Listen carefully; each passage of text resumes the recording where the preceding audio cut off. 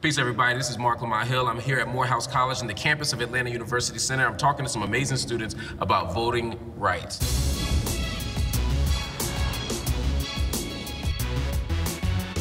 I remember in 2008 and again in 2012, there was a lot of talk about the elections. Who's going to be president? Who's going to be president?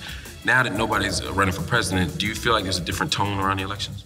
Yeah, there's definitely a different tone. I feel like, especially in 2008, everyone was so excited. You know, this is the first potentially African-American president. You know, people were really hyped up. People were making T-shirts. Social media was booming. And I just felt like now a lot of people, especially young people, millennials, are not really excited anymore to vote. And I don't know where kind of like this like apathetic type of feeling is kind of. Is that real? Do y'all not feel excited about this election? I'm excited about it, but I think it's like we have this idea that if we elected a president that we believe in, that represents the ideologies that we want, everything we want is going to get done. We don't have to do anything else.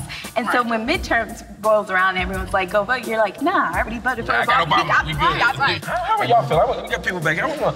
Are y'all excited? Show of hands. Raise your hand. Are y'all excited about this election? Raise your hand if you're excited about the election. Tell the truth. No, I'm getting some nods. Nah. All right. Let me ask this though. Even if you're not excited, how many of you are still planning to vote? Oh yeah. Okay. So people, I'm hearing from the back that people are registering to vote. People aren't as excited as they used to be, but they still planning on voting. Well, we need to build excitement because at the end of the day, it's our duty as young, educated Black people to influence the communities surrounding us instead of the communities outside influencing within. I think we have to instill at these places like Morehouse and Spelman a new type of purpose. And Clark, Atlanta, I'm so sorry, my brother. A new type of purpose for voting and for actually grassroots ideology. I think right now it's a matter of us kind of coming together and looking forward and who can we elect to ensure that our rights and everything that we want is being met. One issue is getting people to want to go to the polls. Another issue is people being allowed in the polls once they get there. As you all know, there's been a lot of debate around the country about voter ID laws. How are you all thinking about it? I'm from Florida, and you know we've had our share of drama. Y'all got problems every 4 years. We've had our share of drama, but my thing is that when you have these laws in place, not only do they affect a person in the moment where they can't go vote, but it affects the Black community in the sake that it allows people to get discouraged about the voting process and to hand that belief down to their children. Yeah. If your mama's not voting, most likely you're not gonna vote. I wanna go back to something you just said though. You talked about voter ID laws and stuff like that, making it harder for Black people to go to the polls. They would argue, and by they I mean the people who propose the voter ID laws, they would say, hey, wait a minute, you need an ID to get in the gym at school? Why wouldn't you need an ID to go to the voting booth?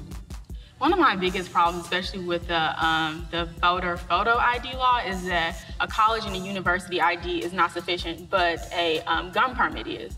And I mean, I don't know what that tells you. That speaks volumes. Tell me, what does it tell you? I mean, that speaks volumes to me. It just shows us like where our government's priorities are, especially. So you can have a gun permit, and we know who's really getting guns. You know what I'm saying? Versus a college university ID. I mean, that just speaks volumes. I think that's ridiculous. Well, that is an interesting thing. I mean, young people vote a certain way. College students tend to vote a certain way. Poor people tend to vote a certain way. Exactly. Gun owners tend to vote a different way. Exactly. Right? If you have to go mail out to get a birth certificate, that costs money. If you have to spend money to be able to vote, it's a poll tax. It's a poll tax. And who can't pay a poll tax?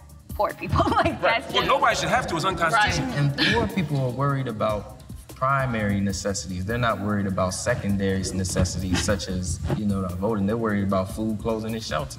They're not worried about who's going to be in next office, and they're worried about the people that can help them. I'm glad you just said something that really struck, right? Do you think that a lot of people don't believe that the outcome of the election matters? I hear this a lot. Doesn't matter who I vote. My job gonna be the same, my rent gonna be the same, police still gonna be beating on me. Is that just cynicism or is there some legitimacy to that? Although I'm voting, I can't just say I blame these people for feeling that way. Because when you go to work every day and you're getting paid the same minimum wage every day, you can't pay your bills, why would I blame that person for not reverting to some type of nihilism? And even outside of that, there's an effort to make sure that even if you vote, it doesn't matter. Like, that's not to say don't vote, but that means like you have to come out in even greater numbers. You have to make even more people want to change the system, because even if you only get this small part of the community, they've made it in such a way where that doesn't matter anymore either. So like when people say every vote counts, yeah, but we're also in like this point where every vote counts, but please get all your friends and family to vote with you. So you all laid out so much stuff, right? Voter ID issues, voter apathy, legitimate concerns. But in the midst of all that, the question still becomes, what do we do? What do you all do? What do we do to fix this? We are the ones who have to take responsibility as college students or as educated people or as just young people simply and, you know, spread the message. We're in the social media age, we're in the Twitter, the Instagram age, where to really attract young people, you need a hashtag, you need a profile, you need pictures.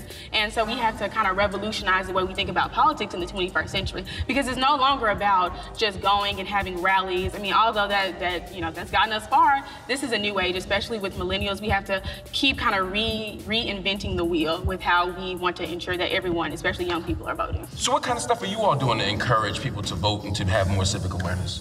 What I'm trying to do is really try to take the seemingly esoteric concepts that come through the study of philosophy and put it to the grassroots ground level and get people to do what philosopher John Dewey calls partake in the free citizenship of America. So you're taking some of the complex stuff you learn here and making it accessible. Yeah, making it accessible. Absolutely. Through language. Yeah, that's kind of similar to what I do. I like to call it kind of like the translator. I am a big fan of Assata Shakur. And one of the things that I do is I go to the Juvenile Justice Center every Tuesday and take what I learn here in these higher institutions, kind of deduce it down to a level where these young teenagers can understand it when we talk about government, when we're talking about anything that pertains to them knowing their rights. So it can be accessible to them. And so they know, well, you know how to kind of work within the system and kind of, maneuver your way around so you won't always fall victim to it. I think it comes down to just being an example for the people around you, as silly as it sounds and as much as we hear it, we have to be the change we want to see in the world.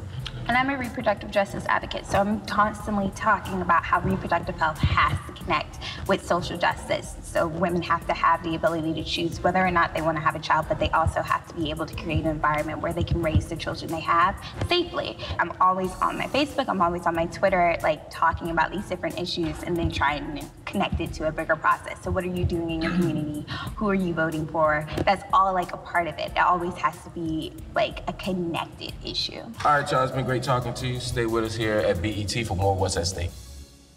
Let us know what's at stake for you. Go to BET.com/what's at stake and tweet us at What's at Stake.